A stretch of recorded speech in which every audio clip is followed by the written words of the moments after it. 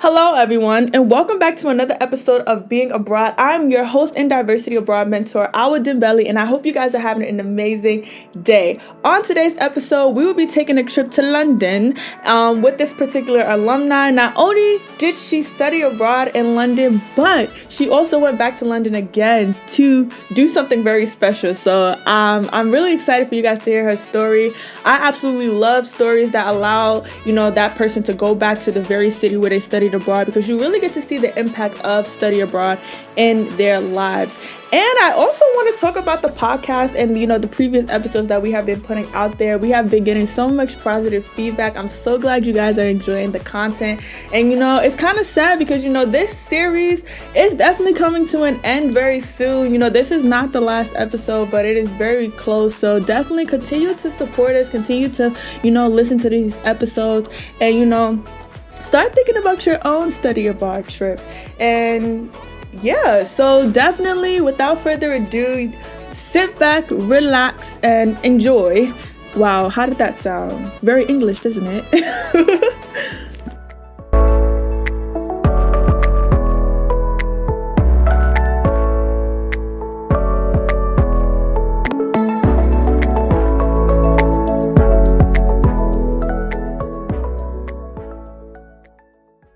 Before we even get into her whole study abroad experience, I'm just gonna allow her to just introduce herself, definitely provide, your name, the year you studied abroad, the country that you went to, as well as your identity or what you identify as. Got it. Okay. So I'm Imani. I studied abroad in the fall of 2013, and then I did a quarter course in the summer of 2015. I actually graduated from SUNY Oswego in 2015. I was an English and creative writing major. In 2013, I went to London, and in the summer of 2015, I went to Italy. And I am a Black woman born and raised in Brooklyn, New York. And, through my study abroad experiences with Oswego, that was the first time that I went abroad to Europe. So that was super exciting for me. Oh, wow. That's really, really good. First of all, New York is in the building, so y'all already know what's up. Yes. You guys know what's up. That's honestly amazing. And I just love that you talked about that being your first time in Europe, because I can remember my first time in Europe, and it's definitely an experience for sure. Definitely an experience. So I guess the first question is, definitely want to start off with the basics is, why did you decide, you say you had 2 study abroad experiences, one in London and one in Italy. So why did you decide to go to London? And, and what was your thought process in regards to going to London? And then why did you decide to go to Italy? And what was your thought process behind going to Italy? So with London, I was an English and creative writing major. And so I feel like a big chunk of the books and writers that I studied were from the UK, like England, Scotland, Ireland. And I feel like, I'd read so many books, literally from childhood, from Harry Potter and Peter Pan to adulthood, the works of William Shakespeare, that all took place in the UK. So I feel like, as a writer myself, I really just wanted to go to this place that inspired so many stories that I grew up loving, but then went to college and then learned about on an educational level. And I guess London was the natural place because I'm from New York City. I knew that I wanted to be in another city that was at least on par with where I'm from. And it was also really important to me to go to somewhere that spoke my language because I didn't want there to be too much of a language barrier. So that's why I ended up in London in 2013. And in 2015, the Italy thing, I love all the Italy thing. I feel like I chose to go to Italy because while I was in London, I spent so much time in museums, and I feel like there was just art everywhere, and all of my favorite pieces, all of the different sculptures and paintings that I saw, most of them were Italian art. And so I feel like I developed a really keen taste for art because of my trip to London. But it just so happened that most of the artists I liked were Italian or Spanish or Dutch. So I knew that I wanted to go abroad again, and this time have my focus be on art. And it just so happened that Oswego had like the perfect program where it was an art history course that was a quarter course where I spent half of the semester just like learning about art history in Oswego. And then at the end of the course, we got to go to Italy for I think it was a little over 2 weeks. We went to 3 different cities and we literally got to see like all of the Italian art, like the Sistine Chapel.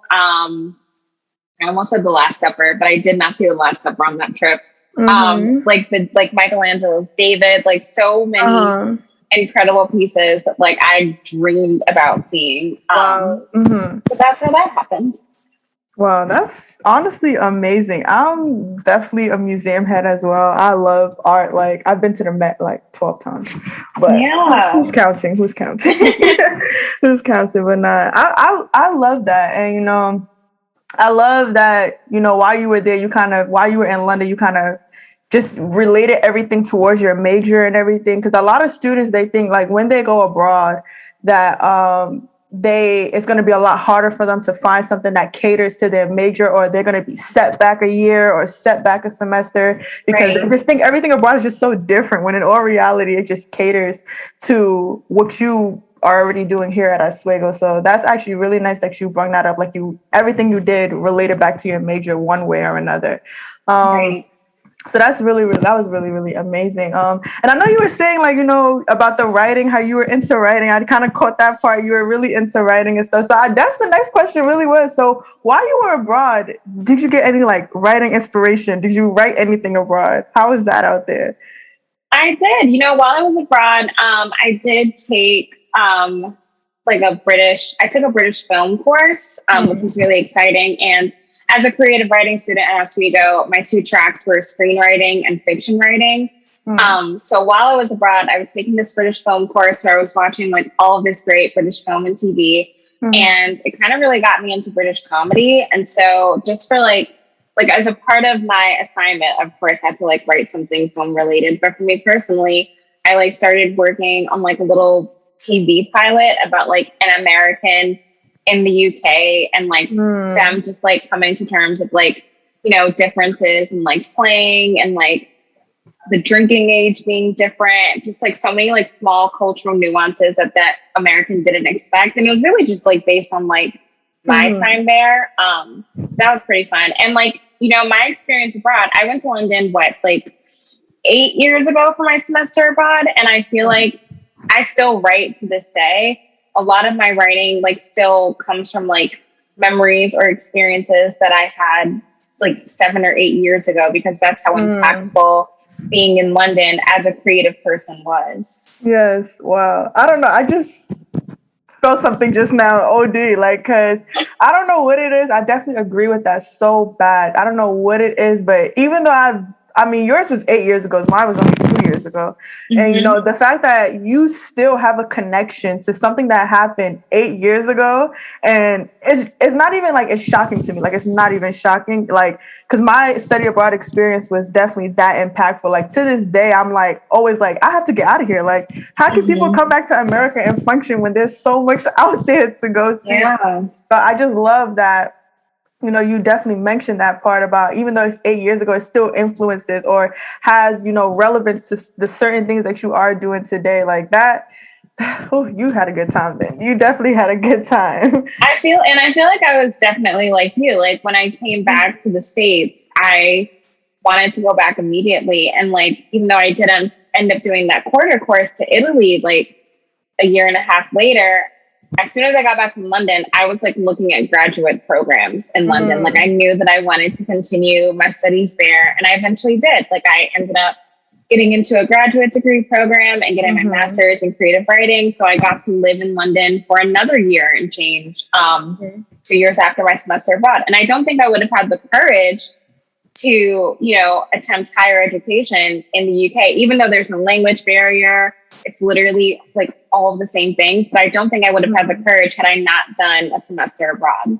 Wow. That's amazing. That's amazing. I love to hear it. I've never really thought about masters, but, I'm inspired now. Yeah. Especially if I can do it abroad, I'm inspired now for sure. So then I guess the next question I'm going to go into you, we kind of talked, you said that, you were taking some classes that related to your studies here at Oswego. So I guess like when it comes to a lot of other study abroad students, they kind of also think like in terms of how rigorous the courses are. I wouldn't speak for the whole entire Europe, but I know from my experience in the Czech Republic, the courses definitely were not as rigorous as it was back here in Oswego. So can you just give a little, like a brief discussion on how your courses were while you were there? How many classes were you taking? What were your classes like? So I did the Kappa London experience where you either had the opportunity to do like a full course load, like 4 to 5 classes, or you could do, I think it was something like 2 to 3 classes and an internship.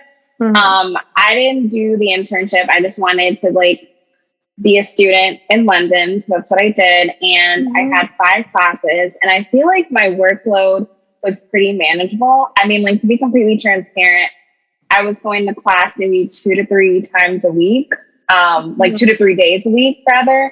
And the rest of the time I was like traveling. Like I would take like weekend trips all the time. So the fact that I was able to juggle a full course load and still take a long weekend trip every other week lets you know that like it is a pretty rigorous curriculum. Like you are still there to learn, but like it's not so much so that you're literally stuck in your room in this other country doing work when there's so much to experience. And I feel like the really great thing about the kind of classes that I took was they were like literally all of my classes were a love letter to London. I took a class that was all about Shakespeare. And so I spent like my free time going to Shakespeare's Globe and like seeing his plays on stage. Or I visited his birthplace, Stratford. I think it's called Stratford upon Avon. So like a lot of my excursions were like related to that class. My British film class, part of that, one of my assignments was literally just to go to the British cinema and like see a movie. And that was like an actual assignment that I had to do. I also got to go to the British Film Institute, which, you know, I got to look at all of the archives for so many shows and movies that had then been like rebooted or adapted for America. Like before I went to London, I did not know that The Office started in the UK. And to this day, I still haven't seen the American Office because I was like, the British one is so much better. And it's only one season. So yeah, I feel like it's a really, like, you are still learning and it can be a lot, but I think if you pick courses that are going to be immersive to your experience in the city as a whole, like things that are going to get you out there, going to the museums, going to like movie theaters, going to different cities, then I think you'll definitely be able to balance like your school life and like your fun personal life. Wow. I love that. I love that. I love that. And I love that you also talked about, doing your outside excursions and stuff like that. Because I know a lot of people think like when you study abroad, like you're bound to that one country. Right. And, like I've been trying to explain to them, the U.S. passport is very valuable. Yes. You can leave. You can leave. You can go anywhere. Europe is very small. You can bust it everywhere, Yeah. So I love that you mentioned that. What were like the other places that you go? I love to ask people like, what are the other places that they've been to? Because like while I was abroad, I made sure I was outside every day. I was in everybody's country every single day. So like, what are some of like the places that you went to? I went to, let me see if I can remember. I went to Paris, Belgium, the Netherlands, Scotland. I ended up going to Ireland because I had some other friends who did a semester abroad at the same time as me, and they were in Dublin. So I went to visit them in Dublin. I feel like I went maybe like 1 or 2 other places, but like I just can't remember because it was so long. I'm like confusing that time abroad with like my grad time abroad. But I know that I at least like I was there for like 13 weeks. And I know that I went on a trip every other weekend somewhere. Oh, and I also went to like other cities in England. Like I went to Bath. I went to Stonehenge. I like the like British Rail is like really valuable. So I also like went to like beach towns. Like I went to this place called Brighton, which was like my favorite place in all of the United Kingdom. Like it's literally like San Francisco, but in England, it's all hills and it's on the water, and you can get the best fish and chips you've ever had in Brighton. Like you can get good fish and chips in London, but you'll get the best in Brighton. So I definitely feel like I went somewhere every other weekend at the least. Wow, that's good. So I hope all you guys who are listening, you guys are planning to go to London. She's already giving out all the good spots to already go to.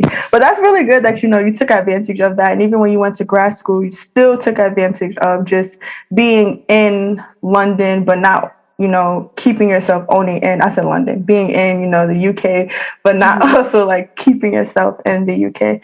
So that's actually really, really good. So then I guess the next question I will go into is, in regards to just schooling in the UK and in Oswego, can you like kind of like do like a compare and contrast? Because I know like I've been watching TikTok, and I have a lot of UK people on there, and they're all like in school, and they love to make fun of Americans. They're like, "You guys have roommates? We don't even know what that is over here. We don't do roommates." So kind of like give a compare and contrast between like you being a student in Oswego and you being a student in the UK. I think like a lot. I mean, it was like very different from like being a student in Oswego. For one, like in Oswego, like our campus, I haven't gone there in years. But the campus is, it's like on a lake and it's like pretty far removed from like city life. I mean, public transportation is just the bus. It's pretty limited. But like in London, where I lived in an apartment with other American students, like off campus. And the neighborhood we were in was like really big in the music scene. Like there were concert venues like on every corner, bars everywhere. Like one night I was like in my room doing homework and my phone was blowing up because Harry Styles was downstairs. Like it was a very cosmopolitan neighborhood. And I feel like the nightlife was insane. Like instead of going to frat parties every weekend, like we were going to like concerts with like actual celebrities, like in the area at all times. So that was like a really big difference. I'd also say like the culture, like the social culture was way different. Like part of my experience was, even though it was like an American program in the UK, through the program, we did get membership at the student union at Imperial College. And so we'd go to the student union there like every now and then. And there was a bar on campus and like people would just like after class, like go to the pub and like have a drink and just like talk about life. And I feel like that's not like drinking at like a university in America is kind of discouraged because like the drinking age is so much higher in the States. It's 21 here and it's 18 overseas. So I feel like that was like a huge difference to adjust to as well. And even just like the schedule and like my classes, like I didn't have any courses on Fridays. And I think that was like pretty much the norm, even at British universities as well. Like I know from my experience when I went to grad school, it was the same thing where I didn't have any courses on Mondays or Fridays. It was literally just everything combined to the middle of the week. So I definitely feel like I had, even though I was learning and I was in a different country and I was doing all these things, I definitely feel like I had more personal time in the UK than I did in the US, where I was running 1,000,000 miles a minute and running from class to class, like every single day.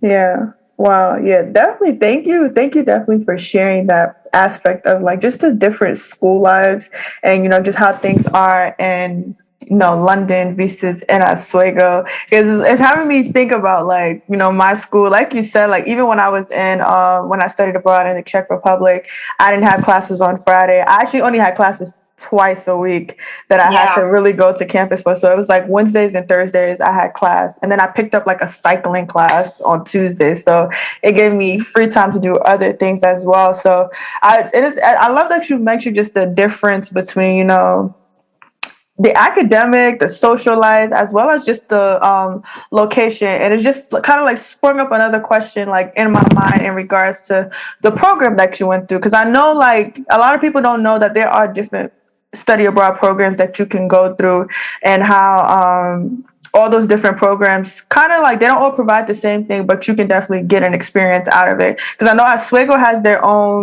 programs, and I know Kappa is an affiliate with Oswego, but it's not necessarily going through Oswego.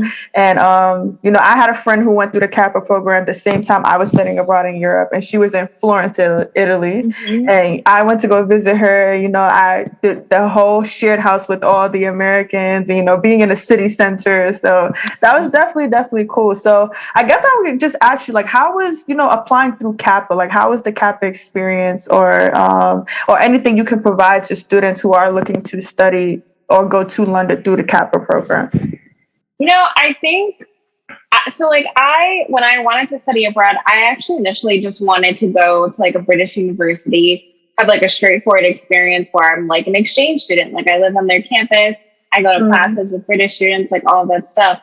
But I feel like when I was doing my research, trying to find a program, what I really liked about the Kappa program is the flexibility. Like, I feel like the courses that pertain to what I wanted to study, I had a lot more options with Kappa. I also feel like for someone like me who's like from a city, once I learned that through Kappa, I would be able to actually live in like the city center and like kind of escape dorm life for a bit. I was like really keen on that too, because that was something it was like having my own apartment when I was like 19 years old, which was so exciting to me. And so like applying through Kappa, like I feel like it was like very similar to like applying to other programs that I've heard from my friends. It was really straightforward. When I looked at the course load, I found a way to make sure that I was able to like fulfill gen ed requirements using the courses that didn't directly apply to my major.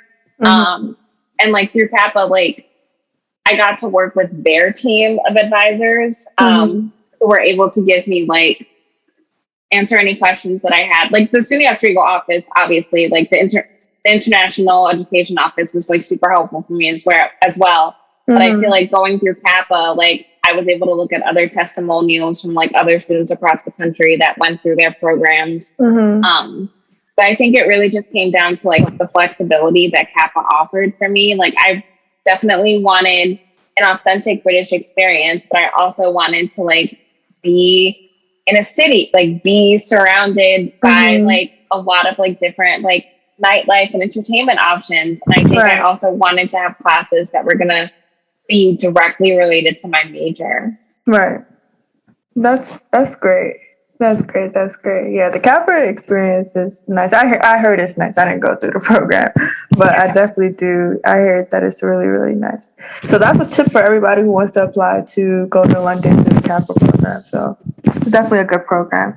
So so then the next question I really want to ask you, and this is more so guiding towards your identity. In the beginning, I know I had you introduce yourself as well as your identity, and I know you kind of talked about identifying as a Black woman.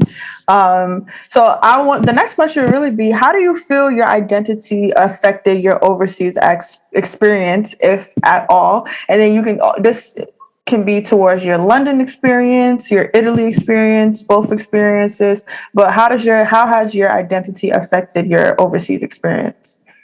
So what I will say in London is I felt like weirdly I was American first and Black second. It almost felt like as soon as I would speak, like, I mean, this is just like a thing, but like when I went to Oswego, like it was the first time that I was in the minority because like I'm from New York City. So I'm always used to being around like people that look like me or a little bit lighter than me, a little bit darker than me. But when I went to Oswego, like I noticed that the people that were my color, like I was in the minority. And so it was me having to like field questions, like people asking me how I do my hair, like where I shop, like what kind of music I listen to, like where I truly felt othered. But when I went to the UK, I feel like as soon as people found out I was American, like it wasn't questions related to me being Black. It was truly just questions related to me being American. Which, after 2 years at Oswego, I was like, do people suddenly not see what color I am? But I think it was also the neighborhood that I was in London, because I lived in Camden, which was like a very urban neighborhood with people from literally everywhere. Like from like, there were so many different cultures in London. That was another thing I liked about the city, was how diverse it was. So I think people focus less on what you looked like and more where you were from. And so like you could be a Black person from South America and they would still think you were South America, like whatever country you were from there first, rather than the color of your skin, which I thought was really interesting. But then I found when I went to like, neighborhoods in London that were predominantly Caribbean or African, that's when people would be like, oh, so where are you from? And I'd be like, I'm from the States. And like, no, but like, where are you? I'd be like, well, I guess like my family's like Asian. Like I didn't really know, because it had been so long since someone actually asked me that question. And I thought it was really funny that it was coming from other people that looked like me, that they were like, we don't care that you're American. We want to know where you're from. So I feel like I got it on both ends there. Whereas in Italy, I was Black first. Like, as soon as people saw me, they, like, people would stare. And I don't think it was in like a disrespectful way. I think it was in a way that there just weren't a lot of people that looked like me in the cities that I went to in Italy. Like, I was in Rome, Venice, and Florence, and like walking around, literally people would stop and stare. And like, I remember I was in this like really cute cafe in Venice, and like this old Italian woman, she did not speak a word of English, but she kept looking at me and calling me Bella, and like just like was like obsessed with me. And then she pulls out her phone and pulls out a picture of what I think was her granddaughter, because again, there was a language barrier. It was like her and this like little brown baby. And the professor I was with was saying, she was explaining, or translating rather, that the woman was saying I reminded her of her granddaughter. I was like, oh, in a way, that's cute. Like, she has a cute little Black grandbaby. But also I was like, I would not have known. Like, I truly thought she was just obsessed with me, because she kept staring at me and just like commenting on like what I looked like. So I feel like, you know, in England, I was American first, and in Italy, I was Black first. And I don't think I had like a negative experience with either, like how I was perceived, but I know that's not the same for everyone. And I do feel like, for what it's worth, I kind of, at the time, I kind of appreciated that people thought I was American first, because again, it was a refreshing change from how it was in Oswego when I first got there, and people were like, can I touch your hair? Like, didn't get that at all in England, like, at all, ever. So that was definitely really refreshing. Wow, yeah, I really like the perspective that you took on this, and how you, because usually when people, in regards to like how I would honestly have like answered that question, and for me personally, I guess it also just depends on also preference as well. Like the way you said it, you said that you like to be American first before you were asked in regards to like, you know, your race or your ethnicity in that case. And for me, it's the complete opposite. I like to be ethnicity first, and then you can play onto my nationality, because, you know, both my parents are immigrants to this country. They're from Mali, and I'm like very diverse into the culture. And for me personally, it's like, when people ask me where I'm from, automatically, even when I was abroad, I mean, from the accent, you can hear I'm American. So I used to assume that that's not what you wanted to hear. So I used to tell people, oh, you know, like, you know, my parents are, my family's from Mali. Like, I would always go with my ethnicity first before I ever go with my nationality, which is quite, you know, there's no shade to America, but you know, when I go abroad, I don't know you. Right. I don't know America. I definitely think that's changed. Like, now, if I go abroad, I'll be like, I'm from New York. Like, American's not gonna be my go-to. But I also feel like it's different for me, because like my family has like been here forever. Like, I say that like my mom's family is like from Barbados, but that's like only one half of her family that I never got to know. So like my family is truly just like Black American. Like, I don't really have other cultures that I feel connected to. And so in the States, when I get that question, when people ask where I'm from, I don't like that at all, because I'm like, I don't know what to tell you. Like, we're literally just from here. But over there, when I got it, and I'd be like, I'm from New York, and the question would end there, I'd be like, oh, that's nice. That's you're not making me think too hard about the fact that I don't know exactly where I'm from. Like that, I think that's what I found refreshing about it. Yeah. I definitely, we definitely have some similarities in our travels. So like some of the things you're saying, I'm like, okay, yeah, like there were instances where I may have had said that, or that may have gone on. But yeah, I'm really glad that you definitely mentioned that, because I know a lot of people, you know, when they think about their ethnicity or they think about their race, they just think of like super uncomfortable experiences.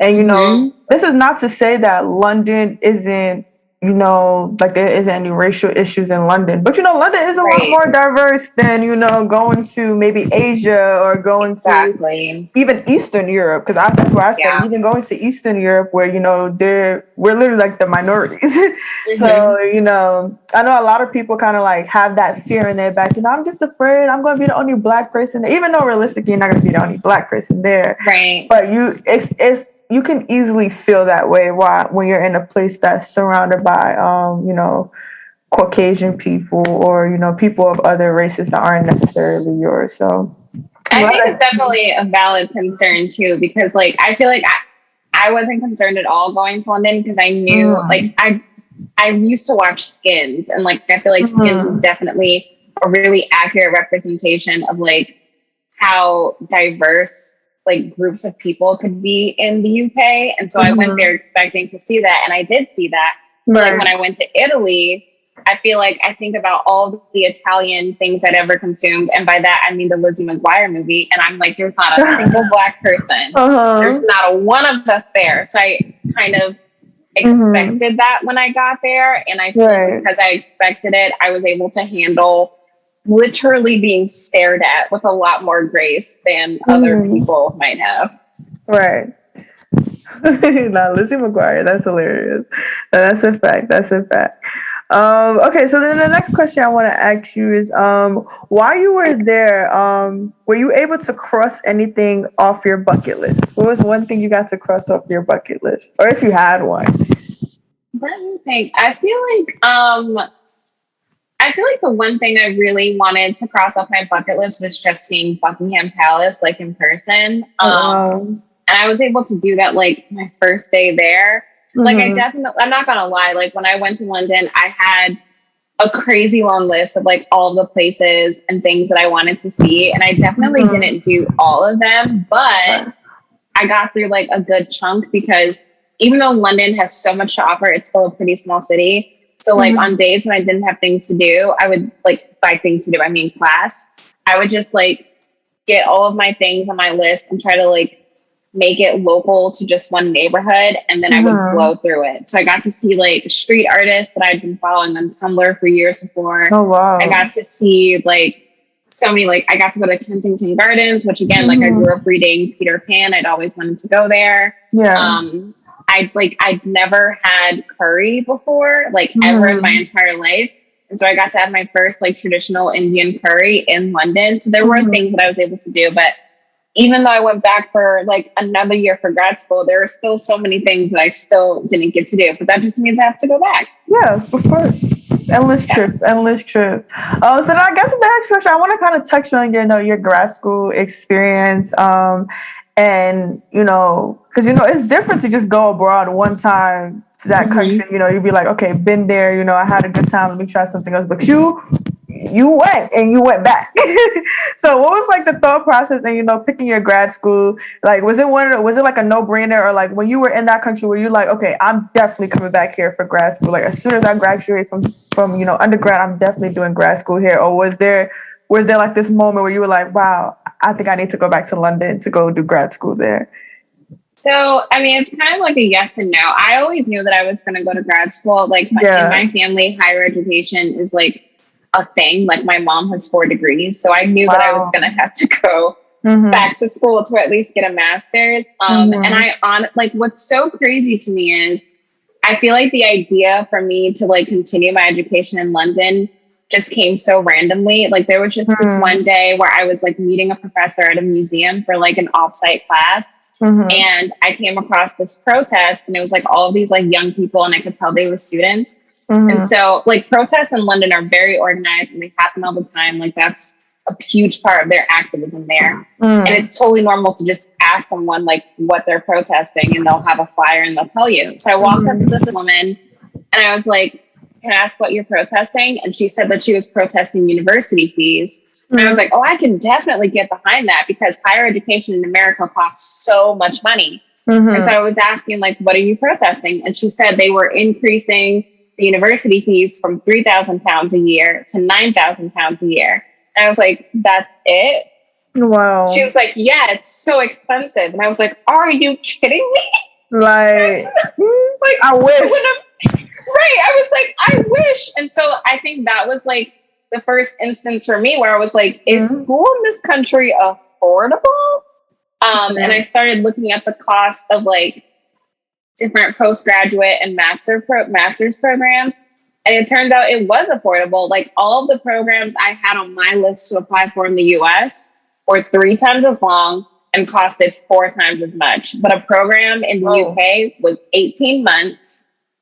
And because I was American, there were all of these scholarships that I was eligible for. And I ended Mm. up saving money by getting my graduate degree in the UK than I would have in the US. And I also got it sooner, which got me in the workforce ahead of most of my friends.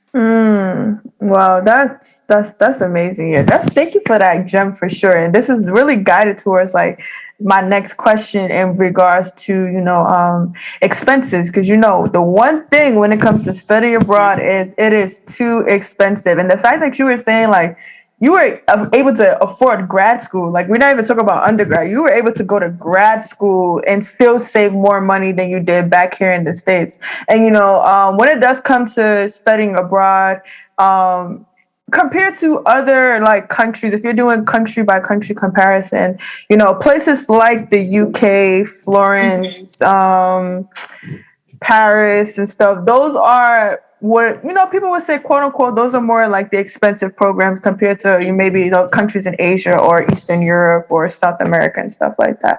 So in regards to like London being known as that country that's like quote unquote too expensive, because that's definitely how it was categorized to me, because that was actually, believe it or not, that was actually the place I wanted to go to for study abroad. And when I did see that financial package, I was like I was like, next caller. Yeah. So in regards to like just the even though yours was 8 years ago, I'm pretty sure like London was one of like the top countries still back then. So what would be your advice towards students who want to go to London and also just want to travel to those popular countries but see finance as an issue? Like, what is your advice to them? I definitely feel like, and so like I knew London was one of the more expensive places to go. But I was so adamant about going, but I was like, I just have to do this. And so the CAPA program in particular was probably the most expensive option. But again, offered the most flexibility, so it was worth it. But I feel like what I did was I looked into scholarships, and I just applied and applied for scholarships. And I was able to get, I think I had 2 scholarships that definitely helped cover a decent chunk of my expenses there. I will say that, like, I think it ended up costing me the same as a semester at Oswego at the end of everything. And so, like, with like my financial aid and everything, I was able to just like, instead of putting my loan towards a semester in Oswego, I was just able to put that exact same money towards a semester in London. And I feel like college is expensive no matter what. Yeah. But like the experience that I got in the UK was invaluable. And so I feel like sometimes you do have to sacrifice. But there are affordable programs. Like the great thing about being a part of like the SUNY network is if there's not a program being offered at your school that you can afford, like you can look at what Brockport has or what Buffalo has. And there definitely is a program out there for you that you can afford, that will have classes that will meet your expectations or meet like whatever requirements you need. You just have to like put the time in and do the research to find them. Wow. Yeah, that's definitely was something good, because I know like people think like, people in the study abroad tell them the study abroad office tell students the same exact thing, like get the scholarships, definitely plan ahead, for me personally, I definitely wish I had this talk earlier about, applying to scholarships. But then again, like, my experience definitely was a bit sprung on. So, I just woke up one day, it was like, hey, I want to do this. Yeah. But I'm definitely glad you mentioned scholarships and just affordability, because I feel like that is something that's very, very common, especially amongst, underrepresented individuals, Black people in particular. Finances is definitely something that a lot of people factor in, which is, it's reasonable. You definitely don't want to go someplace where, you know, maybe it's not really too much in your budget, but then it's like you definitely don't want to limit yourself without, exploring all your options. Right. And So, also like plan ahead. Like my freshman year of college, I knew that I right, wanted to study abroad, and like I worked every summer, I worked every semester, and like everything that I made, like I would save so that I would wow, have the money, not even just like money to pay for the program, but just like have money to like do things that right. semester. So I think if you plan ahead, like the sooner you start thinking about studying abroad, the sooner you can start saving for it. Right. I love that advice. That's amazing. Yeah, we definitely are having like a really great conversation, but we definitely are closing in on our final question. And I definitely just want to ask you a final question. This is something I really like to ask everybody because I just feel like, when you study abroad, you just learn so much about the country that you're in, but you learn a lot about yourself that you just can't get staying in America. So I want to ask you, what was something that you learned about yourself while you were in London and also while you were in Italy? You can talk about your grad experience, whether this is later on or this is also in 2013, 15. So go ahead. I feel like I just like learned to have like more confidence in myself. Like Mm, I'm definitely I don't want to say I'm privileged, but like I am like basically I was raised as like my parents' like only child. Like I have an older sibling, but he's much older than me. So I've always mm, grown up having so much done for me. And like anytime I was in another country, whether it was my semester abroad in England or like my quarter course in Italy, like I was really on my own. Like I mm, was the one that was like making my meals. Like I had to learn how to navigate a new transportation system. I had to build my own course load. I had to figure out my own budget for like groceries. When it came to grad school, that was like incorporating living expenses like rent and bills, finding jobs, finding internships. Like I think it really just gave me like a crash course in adulthood, which is mm, something I really needed coming from a place where literally everything was always done for me. So I feel like, I mean, it took going to another country a couple of times to like give me that level of maturity, but I think I definitely came out of all of my education abroad experiences like much more confident in my capability to like take care of myself and like plan for myself. right. Wow, that's amazing. That's amazing. Oh, only child. Yeah. That's great. That must be great. Okay, all right. I lied about that being the last question, but this is the last question. What advice would you give to students who are hesitant about studying abroad? I was really hesitant about studying abroad, and then I did it 3 times. I feel like you just have to bite the bullet and do it. Like I get it. Like it can be completely scary going to a new country, especially one where they don't speak your language and there's like so much to overcome, like culturally. But I think the experience is just so enriching and it's so valuable that like you just have to do it. Mm-hmm. My advice would be to just like plan ahead. Like planning ahead will definitely help you financially, but it'll also help you in terms of like thinking about the courses you want to take, the places you'll go, the Mm-hmm. experiences you'll have. And this is my most key advice. Do an internship abroad because that just looks so good on like applications. Like I am in the workforce. I've been working for 4 years now. I'm Mm-hmm. truly an adult.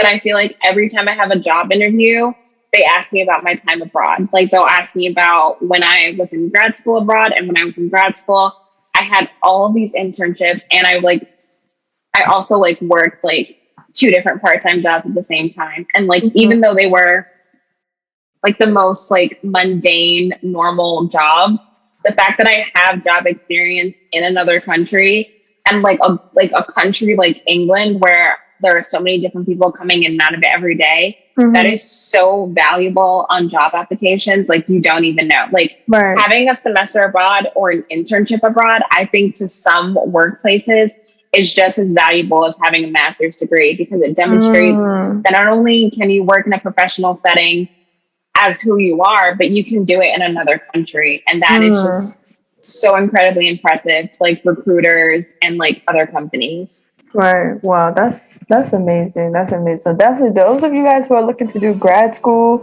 and you just want to go in the US, think again.